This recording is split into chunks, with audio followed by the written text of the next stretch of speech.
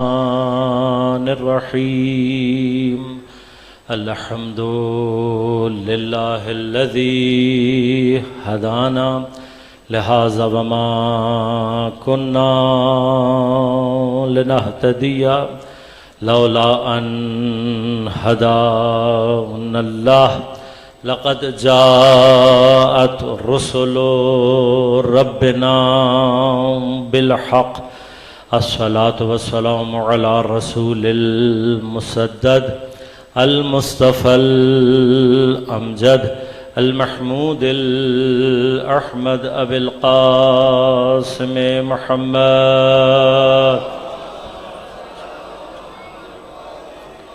والصلاة والسلام على أسد الله الغالب غالب على كل غالب علي بن أبي طالب والصلاة والسلام على سيدة المعصومة المظلومة الطاهرة البتول بضعة الرسول فاطمة الزهراء سيدة نساء العالمين والصلاة والسلام على الحسن المجتبى والحسين المظلوم وأهل بيته الطيبين الطاهرين المعصومين المظلومين المنتجبين المنتخبين لا سيما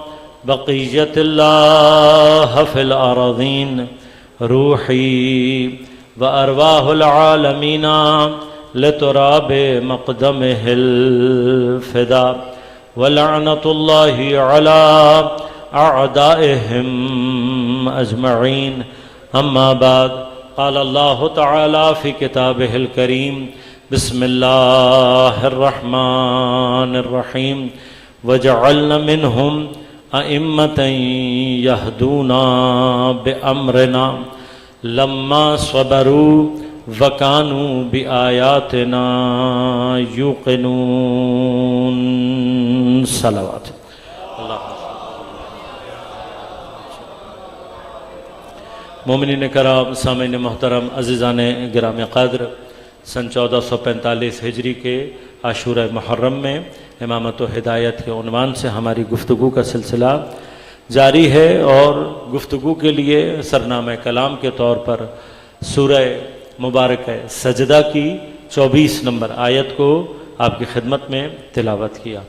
پروردگار ارشاد فرما رہا ہے وَجَعَلْنَا مِنْهُمْ أَئِمَّةً اور ہم بناتے ہیں، ہم قرار دیتے ہیں ان میں سے اماموں کو یہدون بِأَمْرِنَا ہدایت کرتے ہیں ہمارے امر کے ساتھ لما صبروا چنانچہ انہوں نے صبر کیا وَكَانُوا بِآيَاتِنَا يُوقِنُونَ اور ہماری آیات پر یقین رکھنے والے ہیں۔ کل آپ کی خدمت میں عرض کیا کہ جہاں کہیں پر بھی لفظ امام آئے گا، امام کا جو لغوی معنی ہے، لٹرل میننگ ہے، اس کے ساتھ نظام سیاسی کا تصور خود بخود آتا ہے۔ امام کا تصور لفظ امام اور امت یہ ایک ہی مادہ سے نکلے۔ امت کب وجود میں آتی ہے؟ امت اس وقت وجود میں آتی ہے کہ جب وہ اپنے اندر ایک ایسا سوشل، ایک ایسا اجتماعی بیہیویئر ایجاد کرے کہ جس سے اس کے اندر اکائی، اس کے اندر وحدت پیدا ہو۔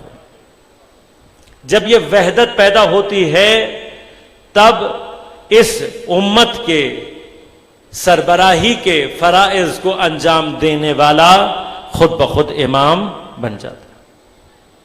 یعنی امام کا تصور کب بنے گا؟ جب اس کے پیچھے امت موجود ہو۔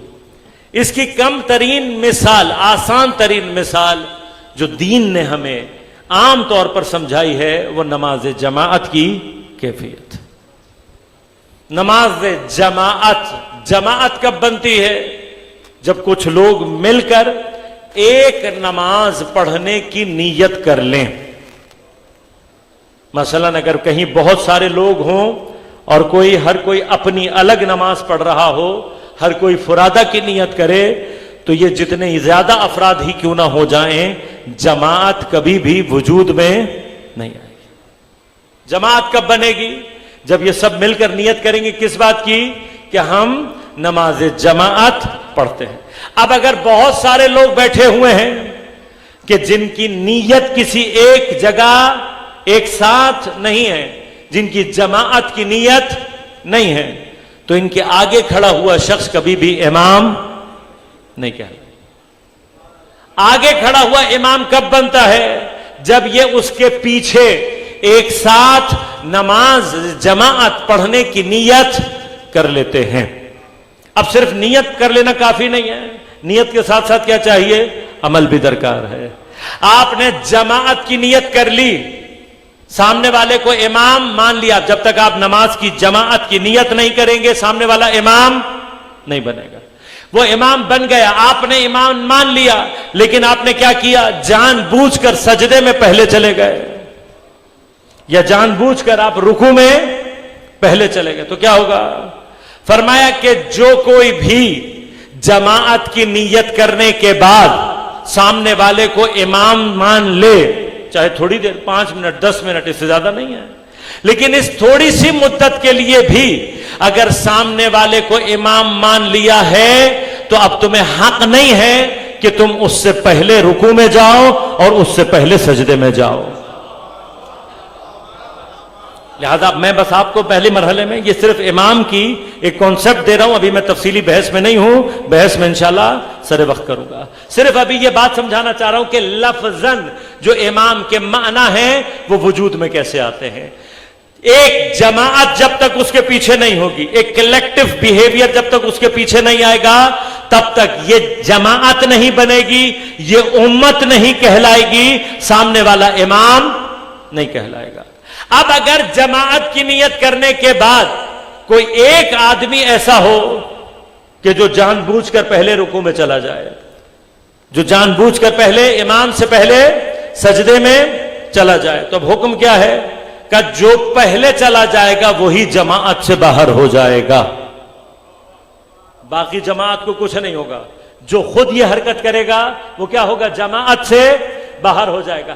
اب حکم فقہی کیا ہے یہاں پر؟ اگر کوئی شخص جان بوجھ کر امام سے پہلے سجدے میں چلا گیا، امام سے پہلے رکوع میں چلا گیا جان بوجھ کر، تو اس کی جماعت ختم ہو جاتی ہے۔ لہٰذا اگر اس نے اپنی نیت کو دوبارہ فرادہ کی طرف نہ پھیرا تو اس کی نماز میں بھی اشکال پیدا ہو جائے گا، یعنی پھر اس کی فرادہ بھی مشکل کا شکار ہو جائے گی۔ یہ فقہی مسئلہ بھی کیا سمجھا رہا ہے؟ فقہی مسئلہ بھی یہ سمجھا رہا ہے اگر تم نے جس کو امام مان لیا، صرف نیت کی بحث نہیں ہے، عمل میں بھی کیا کرنا ہے؟ اس کلیکٹیو بیہیویئر کو امام کے پیچھے ظاہر کرنا ہے۔ اگر تم نے توڑا تو تم ہو جو جماعت سے باہر چلے جاؤ گے۔ اب بس اب تھوڑی سی دیر کی بات کر رہا ہوں، ہم سب کے لیے مقام تفکر اور تذکر یہاں پر ہے۔ اگر اللہ 5 سے 10 منٹ کی جماعت میں ہم اور آپ سے کلیکٹیو بیہیویئر چاہتا ہے، ایک اجتماعی بیہیویئر چاہتا ہے، تو یہ کیسے ہو سکتا ہے کہ جس کو اس نے امام بنا کر بھیجا ہو اس کے پیچھے ہم سے کوئی اجتماعی ذمہ داری نہ چاہے؟ جب اللہ نے امام بنا کر بھیجا ہے تو آپ غور کیجئے گا، اب اللہ نے تو امام بنا دیا، وہ امام ہے، چاہے آپ مانو یا نہ مانو، وہ کیا ہے؟ امام ہے۔ مسئلہ کیا ہے؟ اب اگر میں نے اس کے پیچھے اپنے آپ کو جماعت سے نہ بلایا تو میں ہوں جو جماعت سے باہر ہو جاؤں گا، اور جیسے ہی میں جماعت سے باہر ہوں گا میرا خود بخود اس کے امام ہونے سے رابطہ خود بخود منقطع ہو جائے گا۔ لہٰذا اب اگر ہم اپنے ائمہ کو امام کہتے ہیں تو یاد رکھیے گا سب سے پہلی ذمہ داری جو ہمارے اوپر آتی ہے، ابھی میں اصطلاح کی بحث میں نہیں ہوں، ابھی میں وہ تعریف نہیں کر رہا، نہ بتا رہا ہوں آپ کو کہ ائمہ نے امامت کی کیا تعریف کی ہے اور ہم سے کیا مانگا ہے، ابھی تو میں صرف ظاہری معنی پر بات کر رہا ہوں۔ ظاہری معنی کے اعتبار سے اگر آپ نے سامنے والے کو امام مانا ہے تو اس کے امام ماننے کے لیے آپ کو پیچھے امت بننا پڑے گا۔ اب اگر آپ نے امام علی کو امام کہا تو اس وقت تک امام نہیں کہلائیں گے آپ کے جب تک آپ امام کے پیچھے امت نہیں بنیں گے. بھئی امام حسین کو امام حسین کہنے والے ہر کوئی ہے. کافر بھی امام حسین کو امام کہتے ہیں, ہندو بھی امام حسین کو امام کہتے ہیں, عیسائی بھی امام حسین کو امام کہتے ہیں. ہر نسل, ہر رنگ, ہر قوم, سب نے امام حسین کو امام کہا, لیکن کیا وہ ان کے امام بن گئے؟ نہیں. امام کس کے بنیں گے؟ جو امام حسین کے پیچھے وہ امت بنے کہ جو امامت کی تمام ذمہ داریوں کو اپنے پیچھے, ان کے پیچھے سمجھ کر اس کے اوپر عمل کرے. لہذا اب یاد رکھیے گا, ہمیں بھی امام حسین کو اس وقت تک امام حسین کہنے کا حق نہیں ہوگا جب تک ہم خود امت نہ بن جائیں. جب ہم امت بنیں گے تب ہمارا امام امام کہلائے گا. اب امت کیسے بننا ہے؟ سوشل بیہیویئر چاہیے, کلیکٹیو بیہیویئر چاہیے, ایک اجتماعی رویہ. یہ اجتماعی رویہ کیا ہے؟ یہ اجتماعی رویہ یہ ہے کہ اپنے آپ کو ایک امت سمجھنا. لہذا پیغمبر نے کیا کہا؟ فرمایا کہ تمام مسلمان جتنے بھی ہیں یہ امت کا جسم واحد, یہ ایک جسم کی مانند ہے. اب یہ جسم کب بنتا ہے؟ جسم اگر جسم کے ایک حصے کو تکلیف ہو تو باقی تمام حصے تکلیف میں آ جاتے ہیں. یہ جسم کی علامت ہے. اگر جسم کے کسی حصے کو تکلیف ہو اور دوسرے حصہ اس کو محسوس نہ کرے تو یا وہ حصہ مردہ ہوتا ہے یا فالج زدہ ہوتا ہے. اگر جسم کا حصہ ہے اور سالم ہے تو یہ نہیں ہو سکتا آپ کی چھوٹی سی انگلی میں بھی اگر چوٹ لگ جائے تو پوری رات نیند نہیں آتی. کبھی آپ کے اس ہاتھ نے کہا کہ انگلی کو چوٹ لگی ہے, مجھے کیا فرق پڑتا ہے؟ کیا آپ کی آنکھوں نے کہا کہ مجھے کیا فرق پڑتا ہے؟ کیا آپ کے پیروں نے کہا کیا فرق پڑتا ہے؟ نہیں. جب جسم واحد ہے, کسی ایک جگہ چوٹ لگے گی تو باقیوں کو تکلیف ہونی چاہیے.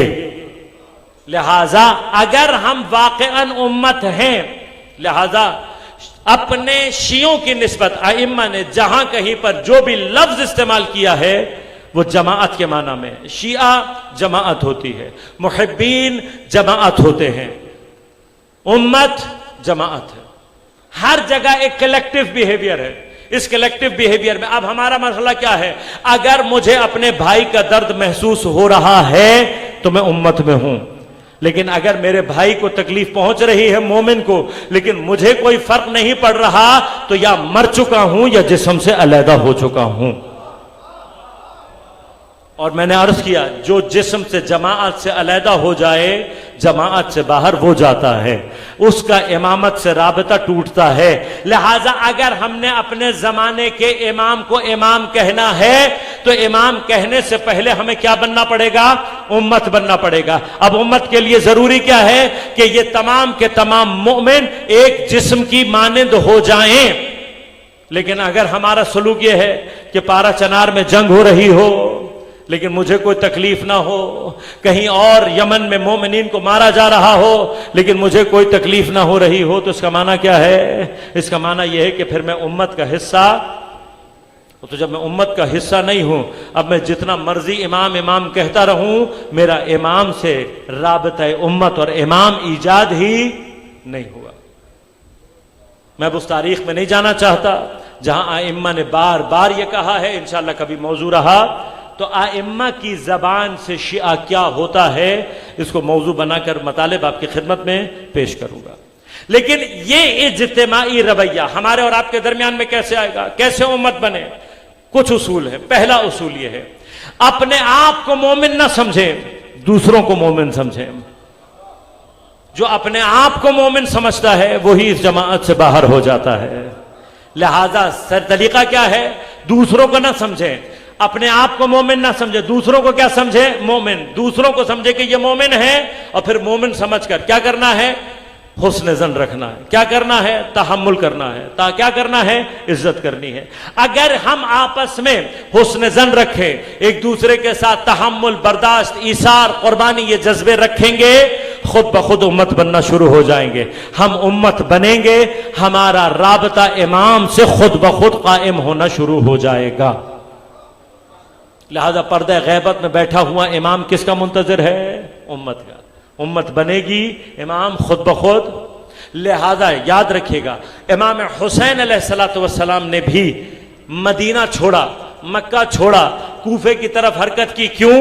اس لیے کہ ایک جماعت نے مل کر امام کو خط لکھے تھے. امام کی یہ حرکت، اور امام نے بار بار یہ کہا جہاں کہیں پر بھی امام کی کوفہ والوں سے کہیں ملاقات ہوئی، امام نے کہا کہ تم نے مجھے بلایا تھا، تم نے مجھے بلایا تھا، تم نے مجھے نامے لکھے، تم نے مجھے خط لکھے. تو بس اس امام کی حرکت سے بھی یہ سمجھ میں آتا ہے اگر کہیں امت تیار ہو جائے تو زمانے کا حسین خود بخود حرکت کرنا شروع کر دیتا ہے. لہذا اب ہم سب کی ایک ذمہ داری کیا ہے کہ اپنے آپ کو امت بنانے کی کوشش کریں. اور فرش عزا کا ایک کمال ہی یہ ہے جتنے بکھرے ہوئے مومنین ہوتے ہیں فرش عزا ان سب کو جمع کرتا ہے. کسی بھی طرح کی تفریق کے بغیر ایک دوسرے کے ساتھ جماعت کی صورت میں بیٹھاتا ہے. پھر ساتھ والے کو نہیں دیکھا جاتا اس کا سٹیٹس کیا ہے، اس کا زبان کیا ہے، اس کی رنگ کیا ہے، یہ کس نسل سے ہے، یہ کس قوم سے ہے. بس یاد رکھنا حسین وہ ہے جو جمع کرتا ہے. اگر کوئی حسین کے نام پر اختلاف کر رہا ہے تو وہ حسینی نہیں ہو سکتا. حسینی ہونے کی پہلی علامت کیا ہے کہ امام حسین کے نام پر جو جمع ہونے کی صلاحیت اپنے اندر پیدا کر لے. یہ حسینیت ہے، یہ حسینی ہونا ہے. اب امام کا تصور جہاں آیا وہاں پر ایک جماعت اور امت کا تصور آیا، اور جہاں اس جماعت اور امت کا تصور آیا خود بخود سیاسی تصور پیدا ہو جاتا ہے. میں نے کل آپ کی خدمت میں عرض کیا کہ اب اس سیاسی تصور میں دنیا نے دو تصور دیے، ایک جمہوریت اور ایک ڈکٹیٹرشپ، آمریت. آمریت کے لیے کیا کہا؟ آمریت اس لیے فائدہ مند نہیں ہے کہ جب ایک شخص، ایک گروہ، ایک خاندان حکومت کو اپنے ہاتھ میں لے لیتا ہے تو جب بھی اس کے منافع عوام کے منافع سے ٹکراتے ہیں وہ اپنے منافع کی خاطر عوام کے منافع کو قربان کر دیتا ہے. یہیں سے استحصال شروع ہوتا ہے، یہیں سے ڈکٹیٹرشپ شروع ہوتی ہے، اور یہیں سے ظلم کا آغاز ہوتا ہے. لہذا یاد رکھے گا اسلام میں بنیادی طور پر آمریت کی کوئی گنجائش نہیں ہے، کوئی گنجائش نہیں. کیوں؟ وہ نظام کہ جو عوام کا استحصال کرنے والا ہو وہ کبھی بھی خدا کا بنایا ہوا نظام نہیں ہو سکتا. لہذا اب ہمیں تاریخ میں سیاسی نظام اگر اسلام کا تلاش کرنا ہے تو وہ آمریت سے خالی ہونا چاہیے. اب آمروں کی پہچان کیا ہے؟ آمروں کی پہچان یہ ہے کہ وہ اپنے علاوہ کسی کی بات نہیں سنتے. آمریت کی پہچان کیا ہے؟ آمریت کی پہچان یہ ہے کہ ان کے ڈنڈے اور کوڑے تاریخ میں مشہور ہو جاتے ہیں. یہ آمریت کی علامتیں ہیں. تو بس جہاں کہیں آپ کو حکومت ڈنڈوں اور کوڑوں سے چلتی ہوئی نظر آ جائے تو سمجھ لینا کہ آمریت ہے. اب کسی بھی نام سے ہو، خلافت کے نام سے ہو، امامت کے نام سے ہو، ملوکیت کے نام سے ہو، بادشاہت کے نام سے ہو، کسی بھی نام سے ہو، اگر کوڑے سے چل رہی ہے تو آمریت ہے، پھر اس کا اسلام سے کوئی تعلق نہیں ہے. تو بعض جگہوں پر فیصلہ کرنا تو آسان ہو جائے گا. اگر کسی کے کوڑے مشہور ہو جائیں تو پھر اس کا اسلام سے کوئی تعلق نہیں. دیکھیے میں اس سے زیادہ آگے بحث کو نہیں لے جا سکتا فی الحال. لیکن مرحلہ کیا ہے؟ مرحلہ یہ ہے آمریت نہیں ہونی چاہیے. آمریت نہیں ہونی چاہیے. آمریت کیا ہے؟ جہاں پر ایک قوم، ایک قبیلہ، ایک فرد پوری قوم کے منابع پر قابض ہو جائے. اب واحد امکان میں نے کل آپ کی خدمت میں عرض کیا تھا، ایک واحد جگہ ہے جہاں اگر یہ تصور پیدا ہو جائے کہ جس کو حکومت دی جا رہی ہے، وہ جو آمر ہے، وہ جو سب کو کنٹرول کر رہا ہے، وہ ایسا ہو کہ اپنے منافع کو لوگوں پر قربان کرنے والا ہو. یہ واحد کنڈیشن ہے جو فیوریبل ہے. اب دین اس کی طرف لے کر جاتا ہے یا نہیں، یہ سوال ہے، انشاءاللہ اس کو حل کریں گے. لیکن آمریت کو یہ کہہ کر منع کر دیا کہ جمہوریت ہونی چاہیے. اب جمہوریت کی جڑیں قدیم یونان سے چلی آ رہی. جمہوریت کو نیا کانسیپٹ نہیں ہے. سب سے پہلے ارسطو نے کتاب لکھی ریپبلکا، جس سے آج ریپبلک کا لفظ آپ مختلف جگہوں پر استعمال کرتے ہیں. اسلامی جمہوریہ Pakistan, Islamic republic state of Pakistan. تو جب آپ ریپبلک کہتے ہیں تو یہ لفظ کہاں سے نکلا؟ جمہوریہ ریپبلک کا، ارسطو کی کتاب۔ ارسطو کا استاد سقراط، سقراط کا استاد فیثاغورس، فیثاغورس کا استاد امباقلس، امباسقلس کا استاد لقمان، لقمان کا استاد جناب سلیمان، سلیمان کا استاد جناب داؤد علیہ الصلوۃ والسلام۔ لہذا تمام علوم دنیا میں جہاں پر بھی ہیں کہاں سے ہیں؟ ائمہ اہل بیت معصومین انبیاء کرام سے ہیں تمام علوم۔ اب ارسطو نے جو کتاب لکھی، ارسطو کا خیال کیا تھا؟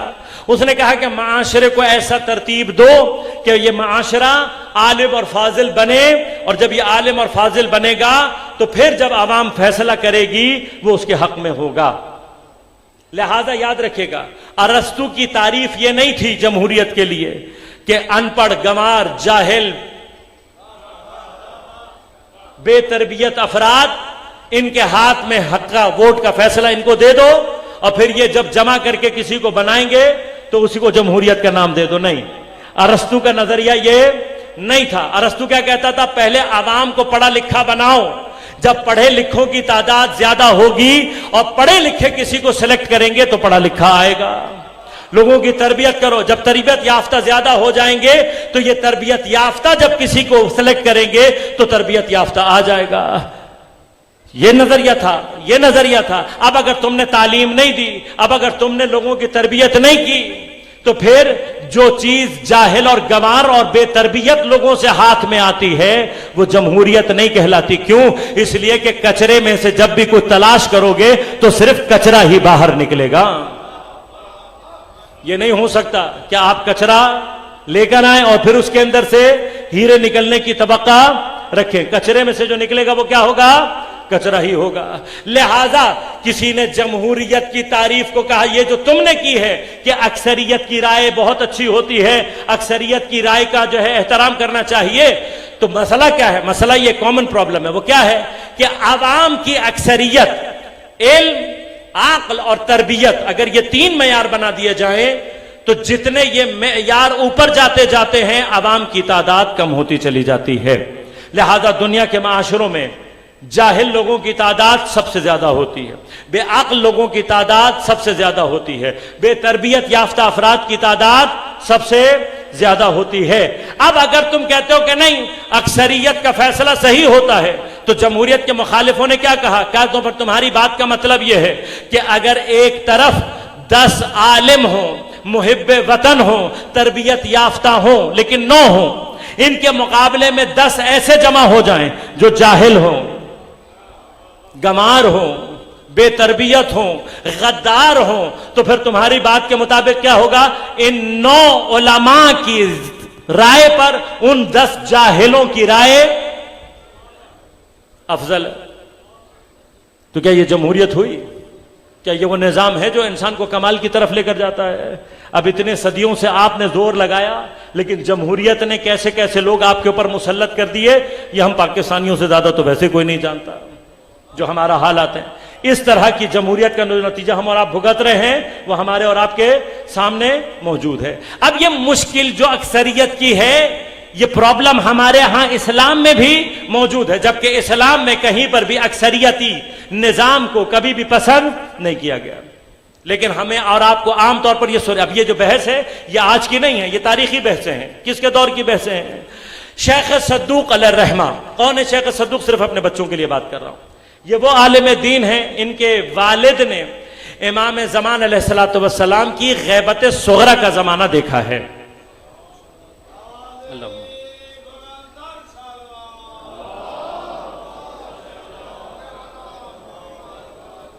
ان کے والد کی عمر ہو گئی تھی 50 سال، بیٹا نہیں پیدا ہو رہا تھا۔ خط لکھ کے بھیجا امام زمان علیہ الصلوۃ والسلام کی خدمت میں، پہنچایا۔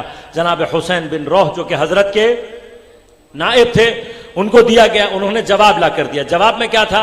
امام نے فرمایا کہ پروردگار تجھے بیٹا عطا کرے گا جو عالم آل محمد علیہ الصلوۃ والسلام ہوگا۔ لہذا شیخ صدوق علیہ الرحمہ کو امام زمان علیہ الصلوۃ والسلام کی دعا کہا جاتا ہے۔ حضرت کی دعا سے آپ پیدا ہوئے اور پھر عالم تشیع کے ایک بڑے عالم دین۔ اب آپ کے زمانے کا واقعہ ہے سلطان رکن الدولہ۔ اب یہ برس عرض کرتا چلو، کہ سلطان رکن الدولہ یہ ایران کا بادشاہ ہے. ایران کے پہلے 500 سال دشمنان اہل بیت کے ہاتھوں میں رہے. 500 سال کے بعد ایران میں شیعت آئی اور پھر 500 سال کے بعد سے لے کر اب تک وہاں پر شیعت غالب. لیکن پہلے 500 سال میں ایسے دشمنان اہل بیت تھے کہ جتنے بھی اہل بیت اطہار جب مدینہ میں مکہ میں ستایا گیا اور اہل بیت کو قتل کیا گیا تو ائمہ کے حکم سے انہوں نے ہجرت کی. حتیٰ شروع میں جب ایران میں بھی آئے تو ایران میں بھی مختلف مقامات پر اہل بیت اطہار کو شہید کیا گیا. لہذا امام علی علیہ السلام کے بیٹے ہیں جناب ہلال بن علی. آپ نے بہت کم اکثر نے نام نہیں سنا ہوگا. کون ہے جناب ہلال بن علی؟ جناب ہلال بن علی بیٹے ہیں جناب امامہ سلام اللہ علیہ سے. جناب امامہ کون ہے؟ جناب امامہ وہ خاتون ہیں کہ جناب سیدہ سلام اللہ علیہ نے اپنی شہادت سے پہلے جو وصیتیں حضرت امیر کو کی ان میں سے ایک وصیت یہ تھی، یا علی تم میرے بعد امامہ سے شادی کرنا. کیوں؟ اس لیے کہ وہ میرے بچوں سے پیار کرتی ہے اور میرے بچے اس سے مانوس ہیں. امام نے جناب امامہ سے شادی کی اور جناب امامہ سے جو بیٹا پیدا ہوا اس کا نام ہلال. کیوں؟ اس لیے کہ جب پیدا ہوئے تو آپ اتنے خوبصورت تھے جیسے پہلی تاریخ کا چاند خوبصورت ہوا کرتا ہے، لہذا آپ کا نام ہلال رکھا گیا. ان کو امام حسن مجتبی نے اپنے دور میں بھیجا تھا. کاشان کے پاس ایک جگہ ہے جس کو آرام بیدگل کہتے ہیں، وہاں پر ان کو شہید کیا گیا، وہاں پہ ان کا حرم موجود ہے. اسی طرح سے امام باقر علیہ السلام کے بیٹے امام جعفر صادق علیہ السلام کے بھائی سید علی سلطان، جن کو امام نے بھیجا. کاشان کے پاس ہی علاقہ ہے جو مشہد اردحال کہلاتا ہے، وہاں ان کو اور ان کے ساتھیوں کو شہید کیا گیا اور وہاں پر ان کے اور ان کے ساتھیوں کا مزار موجود. لیکن جب یہاں سے بھی ستائے گئے تو پھر سادات نے کس زمین کا رخ کیا؟ ہند اور سندھ کا. یہ سرزمین خاص طور پر آپ کی سرزمین جو معروف ہے، سادات کی آمد پہلی اور دوسری صدی ہجری میں اسی طرف ہونا شروع ہو گئی تھی، جس کا ایک بہت بڑا مصداق اپنے زمانے کے ولی اعظم حضرت سید یوسف شاہ گردیز علیہ الرحمہ جو 1200 سال پہلے یہاں تشریف لائے اور آج ہم ان کے حرم مطہر میں ان کے سائے ولایت میں یہاں پر موجود ہیں. یہ تمام کے تمام علماء، یہ تمام کے تمام افاضل، یہ تمام کے تمام سادات جب اس زمانے میں تنگ کیا گیا اور آئے ہیں 1400 سال پہلے، 1200 سال پہلے، وہ زمانہ کہ جب اب آپ نے سنا ہوگا تاریخ میں حجاج ابن یوسف ثقفی. یہ کون ہے؟ یہ حشام بن عبد الملک امام سجاد علیہ السلام کا دور ہے. حضرت کے دور میں حشام بن عبد الملک کے حکم سے اس نے اتنی بڑی تعداد میں شیعوں کو اور سادات کو قتل کیا کہ ائمہ نے اپنے شیعوں کو اور سادات کو حکم دیا کہ وہ عرب کی زمین چھوڑیں.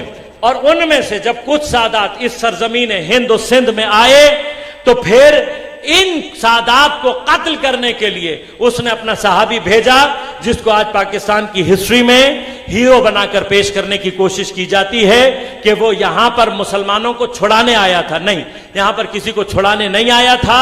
یہ سادات دشمن، شیعہ دشمن وہ قوتیں تھیں کہ جو یہاں پر سادات کو قتل کرنے کے ارادے سے آئے تھے. لیکن ہند اور سندھ کے لوگوں نے سادات کے ساتھ جس محبت کا سلوک کیا اس کی وجہ سے آج یہ سرزمین اولیاء کہلاتی ہے. جن لوگوں نے اولیاء کا احترام کیا وہ آج تک اولیاء کے سائے میں موجود ہیں. اور پھر ان کی آثار و برکات، سب سے بڑی برکت یہی ہے کہ آج اگر ہم محبت علی سے جڑے ہوئے ہیں تو یہ انہی تمام بزرگوں کی اور ان سے محبت کا نتیجہ. اس دور میں اب یہ حجاج ابن یوسف ثقفی کا نام لیا صرف اپنے بچوں کو بتانے کے لیے کہہ رہا ہوں. کون ہے یہ؟ وہ ہے جس کے لیے علماء اہل سنت یہ لکھا ہے کہ یہ وہ ملعون اور یہ وہ شخص ہے اگر اس کے گناہ ایک پلڑے میں رکھ دیے جائیں اور باقی ساری امت کے گناہ دوسرے پلڑے میں رکھے جائیں تو اس کا پلڑا بھاری ہوگا. کیوں؟ اس لیے کہ یہ وہ شخص ہے جس نے عبید اللہ ابن زبیر کو قتل کرنے کے لیے خانہ کعبہ پر حملہ کیا اور پھر خانہ کعبہ کو مسمار کر دیا. حتیٰ لوگ خانہ کعبہ کے پتھر اٹھا کر لے گئے. اور پھر اسی دور میں انشاءاللہ امامت کی بحثوں سے چونکہ تعلق ہے اس لیے جو یہاں پر واقعہ آپ کی خدمت میں عرض کروں گا، اور اگر وہاں منزل تک پہنچا تو پھر تفصیل سے بھی عرض کروں گا کہ اسی دور میں عصمت اور امامت کی ایک اور علامت کا ظہور ہوا. جب دوبارہ خانہ کعبہ کو تعمیر کیا جا رہا تھا تو پورا خانہ کعبہ تعمیر ہو گیا، لیکن جب حجر اسود کے نصب کرنے کا معاملہ آیا تو جو کوئی بھی حجر اسود کو رکھتا تھا حجر اسود اپنی جگہ پر ٹھہرتا نہیں تھا. بڑی کوشش کی گئی، جب نہیں ہوا تو کسی نے کہا جب تک امام معصوم آ کر اپنے ہاتھ سے نصب نہیں کرے گا حجر اسود نصب نہیں ہوگا.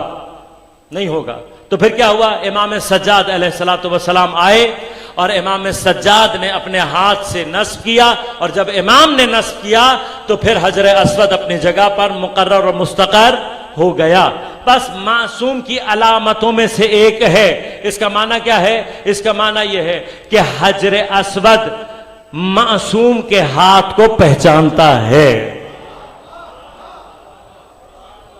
کبھی موقع ملا انشاءاللہ تو آئے گی، بحث میں آئے گی، وہاں پر حجر اسود سے متعلق چند تفاصیل اور آپ کی خدمت میں پیش کروں گا. اب مرحلہ کیا ہوا؟ مرحلہ یہ ہوا کہ جب سلطان رکن الدولہ دشمن اہل بیت، جب اس کے لوگوں نے شکایتیں کی تو اس نے شیخ صدوق کو دعوت دی، اور دعوت دینے کے بعد مناظرہ کروایا. مناظرہ ہونے کے بعد حضرت شیخ صدوق نے مولا کائنات کی افضلیت کے اوپر اتنے دلائل دیے کہ آخرکار جو کوئی جب جواب نہیں بچا تو جو سامنے مناظرہ کرنے والے تھے انہوں نے آخری عذر یہ پیش کیا کہ بھئی یہ جو آپ ساری باتیں کہہ رہے ہو یہ صحیح ہے، لیکن یہ کیسے ہو سکتا ہے کہ پیغمبر کی امت کی اتنی بڑی تعداد گمراہی کی طرف چلی جائے؟ کیوں؟ اس لیے کہ پیغمبر کی حدیث ہے، پیغمبر نے فرمایا لا تجتمع امتی علی الضلالہ، میری امت ضلالت کے اوپر کبھی بھی جمع نہیں ہوگی.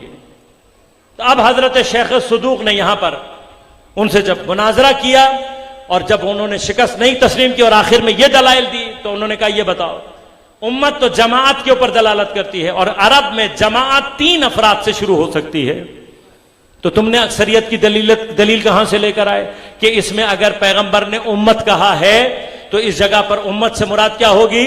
اکثریت. یہ کہاں سے لے کر آئے تم؟ یہ تو 3 آدمیوں پر بھی ہو جاتی ہے. اور اگر قرآن کی بات کرتے ہو تو قرآن نے تو ایک آدمی کے لیے بھی لفظ امت استعمال کیا، کان ابراہیم امتن قانتن للہ حنیفہ. قرآن نے کہا کہ ابراہیم امت تھے، قانت تھے اور اللہ کے راستے پر چلنے والے تھے. جب قرآن ایک آدمی کو امت کہہ سکتا ہے تو یہاں پر امت سے مراد علی اور اس کے پیروان کیوں نہیں ہو سکتے؟ انہوں نے کہا بھائی تم اکثریت کو کیوں چھوڑتے ہو؟ تو حضرت شیخ صدوق نے 1 نہیں 10 سے زیادہ آیات پیش کی. کہا بھائی تم کیوں بات کر رہے ہو؟ وہ قرآن نہیں کر رہا. کیوں؟ قرآن نے کثرت کے ساتھ یہ کہا ہے کہ تمہاری اکثریت فاسق ہے، اکثرہم فاسقون، اکثرہم جاہلون، اکثرکم لا تعقلون. تو پس قرآن نے کہیں پر بھی اکثریت کو پسندیدگی کی نگاہ سے نہیں دیکھا. اور اگر قلت کی بات کرتے ہو تو قرآن نے جہاں کہیں پر بھی اچھی اور فضیلت کی بات کی ہے وہاں پر قلیل ہی کہا قلیل من عبادی الشکور، اللہ کے شکر گزار بندے تھوڑے ہوا کرتے ہیں. وَمَنْ آمَنَهُ مَعَهُ إِلَّا قَلِيلًا، پیغمبر کے ساتھ ایمان لانے والے بہت تھوڑے سے لوگ تھے. فَقَلِيلًا مَا يُؤْمِنُونَ، وہ لوگ کے جو ایمان لانے والے تھے وہ بہت تھوڑے تھے. تاریخ گواہ ہے انبیاء کے ساتھ ہمیشہ تھوڑے سے لوگ ہوا کرتے تھے، اکثریت ہمیشہ مخالفت ہوا کرتی تھی. اب تم بتاؤ اس اکثریت کے ساتھ جائیں کہ جو سامری کے ساتھ کھڑی تھی یا اس اقلیت کے ساتھ کھڑے ہو جو ہارون کے ساتھ کھڑی تھی؟ تو بس تاریخ نے تو ثابت کیا ہے کہ اکثریت ہمیشہ گمراہی کی طرف ہوتی ہے، اکثریت ہمیشہ برائی کی طرف ہوتی ہے. تو بس میرے بچوں تم کبھی اس بات کا غم نہ کرنا کہ شیعوں کی تعداد کم کیوں ہے، اس لیے کہ یاد رکھنا کہ یہ قرآن کا فیصلہ ہے. حق پر ہونے والے قلیل من الاولین قلیل من الآخرین، چاہے اولین میں سے ہوں تب بھی قلیل ہوتے ہیں، چاہے آخرین میں سے ہوں تب بھی قلیل ہوتے ہیں.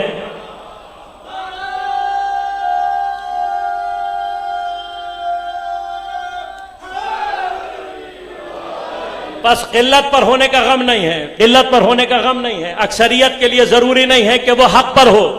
قرآن کی نظر میں قرآن نے کبھی بھی اکثریت کو تعریف کی نگاہ سے نہیں دیکھا، لہذا اب چونکہ قرآن نے جب اکثریت کو نہیں دیکھا، پھر تم نے یہ کہا، اب میں یہاں پر مرحلہ کیا، لا تجتمع امتی علی الضلالہ، میری امت کبھی بھی ضلالت پر جمع نہیں ہو سکتی۔ اب مرحلہ کیا ہے، یہ جو اجتماع ہے یہ اگر ضلالت پر ہو جائے تو پھر امت نہیں ہے، اگر ضلالت پر جمع ہو جائے تو پھر امت نہیں ہے۔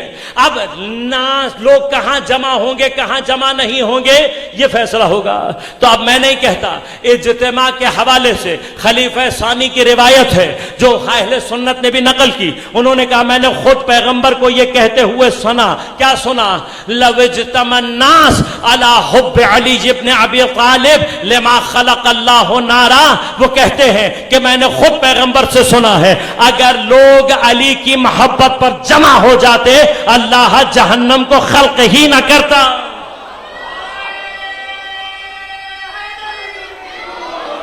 بھائی دونوں روایات آپ کے ہاں ثقہ ہیں، دونوں متفق علیہ ہیں، دونوں روایات کو سامنے رکھو۔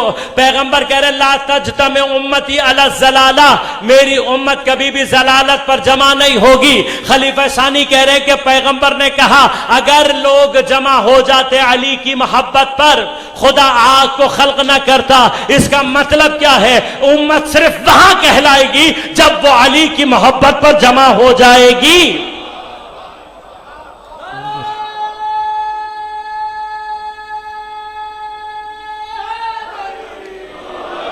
لہذا اگر امت بننا ہے تو پھر راستہ کیا ہے، علی کی محبت ہے۔ اب قرآن مجید آگے ارشاد فرماتا ہے، کیا کہتا ہے، وَلْتَكُمْ مِنْكُمْ أُمَّةٌ يَدْعُونَ إِلَى الْخَيْرِ يَأْمُرُونَ بِالْمَعْرُوفِ وَيَنْهَوْنَ عَنِ الْمُنْكَرِ، تمہیں چاہیے کہ تم امت بنو، تمہیں چاہیے کہ تم کیا بنو، امت بنو، یدعون الی الخیر، جو خیر کی طرف بلانے والے ہوں، یامرون بالمعروف، جو نیکی کی طرف دعوت دینے والے ہوں، ینہا عن المنکر، برائی سے روکنے والے ہوں۔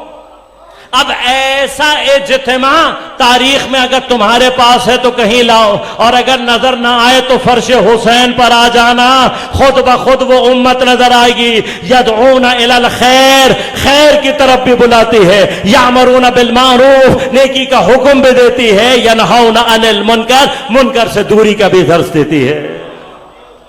لہذا عزیزان من، اگر امت جمع نہ ہو تو پھر حسین تنہا ہو جاتے ہیں۔ کربلا کا اہم ترین درس کیا ہے، کربلا کا اہم ترین درس یہ ہے، کوفہ میں شیعوں میں اختلاف پیدا ہوا اور زمانے کے امام کی کمر ٹوٹ گئی۔ یہ اختلاف کہاں سے ظاہر ہوا، ایک طرف سے جناب مسلم دیکھ رہے ہیں کہ ابن زیاد آنے کے بعد ایک ایک کر کر اہم ترین شیعوں کو قتل کر رہا، جناب ہانی کو قتل کر دیا، جناب شریک ابن عابر کو قتل کر دیا، ان کے بیٹے کو قتل کر دیا۔ آپ نے کہا اگر ہم نے قیام نہیں کیا ایک ایک کر کے اہم ترین شخصیات ماری جائیں گی، اور اگر خواص نہ ہوں تو امام کی امامت عوام تک نہیں پہنچ پاتے۔ ہر دور میں ائمہ کی جو بڑی مشکل رہی ہے وہ کیا ہے، خواص کی کمی۔ ہمارے زمانے امام کی مشکل کیا ہے، خواص نہیں ہے، وہ لوگ نہیں ہیں کہ جو امام کی امامت کو لوگوں تک پہنچا سکے۔ لہذا راستہ کیا، راستہ یہ ہے، اپنے زمانے کے مسلم کی پشت کو مضبوط کرو، زمانے کے حسین کی پشت خود بخود مضبوط ہو جاتی۔ لیکن ذرا سا اختلاف ہوا شیعوں میں، نتیجہ کیا نکلا، تاریخ کی سب سے بڑی بے وفائی۔ کیسی بے وفائی، مسلم مغرب کی نماز پڑھنے کے لیے آئے تو مسجد اور اس کا صحن بھرا ہوا تھا، لیکن مسلم عشاء کی نماز پڑھ کر نکلے تو کوفہ میں بالکل اکیلے تھے۔ کتنے اکیلے تھے مسلم، اتنے اکیلے تھے مسلم کہ کوئی جناب مسلم کو راستہ بتانے والا بھی نہیں تھا۔ بھری ہوئی مسجد دیکھ کر جناب حبیب، جناب مسلم ابن اوسجہ، ان جیسے اصحاب نے یہ سوچا تھا کہ ہم تھوڑی دیر اپنے گھر ہو آئیں جب تک یہ لوگ ساتھ ہیں، اور جب تھوڑی دیر کے بعد آ کر دیکھا تو مسجد خالی ہے۔ गलियों में कर्फ्यू की कैफियत है, वो चाहते हुए भी हजरत मुस्लिम को तलाश।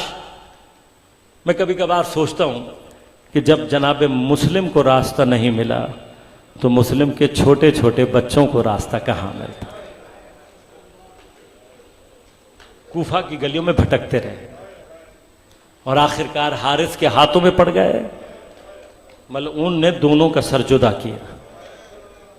ये सर लेकर जब इब्ने ज़ियाद के पास पहुंचा है ना, और इसने सर बाहर निकाले हैं, तारीख कहती है मुस्लिम के बेटे इतने खूबसूरत थे कि इब्ने ज़ियाद जैसा शकी भी 3 मरतबा अपनी जगह से खड़ा हुआ है और 3 मरतबा बैठा है, और फिर कहने लगा उससे, मलऊन से, तू कितना शकी था, इतनी खूबसूरत चेहरे देखकर भी तेरे दिल में रहम नहीं आया। मुस्लिम गलियों में भटक रहे, रास्ता नहीं मिल रहा, थक कर एक जगह पर बैठ गए। घर किसका है? तौआ का है।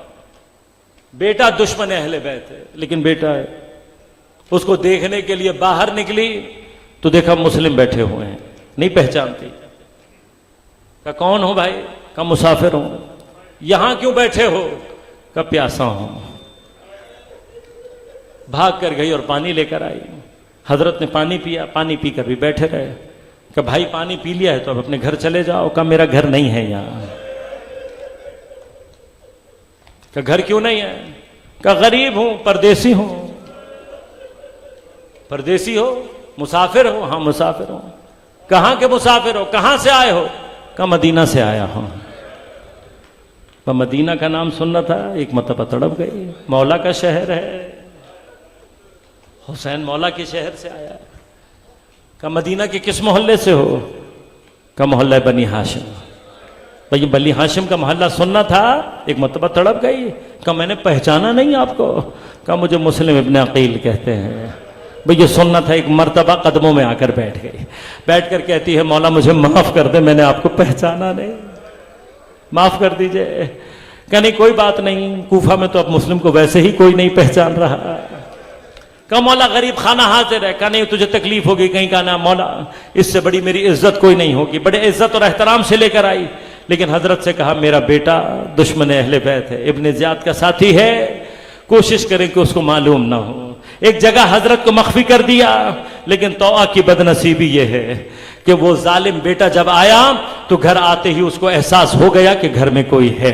मां के सोने के बाद उसने चेक किया और मालूम हुआ कि मुस्लिम सो रहे हैं। तो रात में फजर से पहले जाकर जनाब मुस्लिम इब्ने अकील की शिकायत जाकर लगा दी। अभी मुस्लिम फजर की नमाज पढ़कर फारिग नहीं हुए थे तो देखा कि फौज दरवाजे पर खड़ी है। जनाब मुस्लिम ने कहा, तो ने आकर रास्ता रखा। कहा मौला मैं आपको नहीं जाने दूंगी। जनाब मुस्लिम ने कहा मेरी गैरत गवारा नहीं करती कि मेरे मेजबान को कोई तकलीफ पहुंचे। बाहर आए, जनाब मुस्लिम ने बड़ी जंग की, लेकिन एक वक्त वो आया जब जनाब मुस्लिम को धोखे से गिरफ्तार किया गया। जख्मी हालत में जनाब मुस्लिम दारुल अमारा की छत पर ले गए। जब छत पर ले जाया गया तो अब आलम यह है कि हजरत मुस्लिम जख्मी हैं, हाथ पसे पुष्ट बंधे हुए हैं, जालिम तलवार लिए खड़ा हुआ है। पूछ रहा है मुस्लिम को ख्वाहिश है? का बस एक ख्वाहिश है, मैंने इमाम को कहा था कि कूफा आ जाओ। अरे कोई जहरा के बेटे को यह बता दे कि अब कूफा वाले आपके साथ नहीं है। कोई जहरा के बेटे को बस इतना बता दे कि मौला अब कूफा आने की जरूरत नहीं है। कि हम तुम्हारी ये ख्वाहिश पूरी नहीं कर सकते। यहां तलवार उठी मुस्लिम की गर्दन काटने के लिए, वहां पर इमाम रास्ते में घोड़े पर बैठे हुए थे। एक मर्तबा कहा इन्ना लिल्लाहि व इन्ना इलैहि राजिऊन। जनाब अब्बास ने जैसे ही सुना अपने घोड़े को इमाम के घोड़े के पास लाए। कहा मौला क्या बात हो गई, आपने इन्ना लिल्लाह क्यों पढ़ी? इमाम ने 2 उंगलियों को खोला। जनाब अब्बास ने निगाह की, दारुल अमारा की छत दिखाई दी। मुस्लिम के हाथ पसे पुष्ट बंधे थे। एक मर्तबा तलवार का वार हुआ, मुस्लिम की गर्दन तन से जुदा हुई। लाशे को दारुल अमारा की ऊंचाई से नीचे फेंका गया। अरे मुस्लिम भाई है, जनाब अब्बास की बहन का शौहर है। जनाब अब्बास एक मर्तबा کربلا میں آئے. امام نے کہا نہیں عباس ابھی نہیں, عباس ابھی نہیں, عباس صبر کرو. جناب عباس نے صبر کیا. امام نے کہا خیمے لگا دو. بس عزیزو خیمے لگے. حضرت اپنی بہن کے خیمے میں گئے. امام کی بہن ہے, حضرت مسلم کی زوجہ امام کی بہن ہے. ایک مرتبہ گئے خیمے میں. جیسے ہی خیمے میں گئے, مسلم کی 4 سالہ بیٹی دوڑتی ہوئی آئی, امام سے آ کر لپٹ گئی. امام زمین پر بیٹھے, مسلم کی بیٹی کو گود میں بیٹھا کر سر پر پیار کرنے لگے. پیار کر کے کہنے لگے میری بیٹی, آج سے تجھے کبھی بھی اپنے باپ کا خیال آئے تو تو مجھے حسین کے پاس آنا. تجھے کوئی بات کرنی ہو تو مجھے کہنا, میں تیرے باپ کی جگہ پر ہوں. بس عزیزو, خاندان نبوت کی پلی بچی تھی. ایک مرتبہ متوجہ ہو کر کہنے لگی مامو مامو آپ مجھے ایسے پیار کر رہے ہیں جیسے کسی یتیم کو پیار کیا جاتا ہے. ارے امام کی آنکھوں میں آنسو آ گئے. میں کہوں گا مولا مسلم کی بیٹی کا نصیب ہے, ابھی مسلم کوفہ میں قتل ہوئے ہیں, آپ یہاں بیٹی کو پیار کر رہے ہیں. لیکن ہائے سکینہ, ابھی کربلا کے بن میں آواز گونج رہی تھی قد قتل الحسین بکربلا, قد ذبح الحسین بکربلا. لیکن کوئی سکینہ کو تسلی کیا دیتا, کوئی تماچے لگا رہا تھا.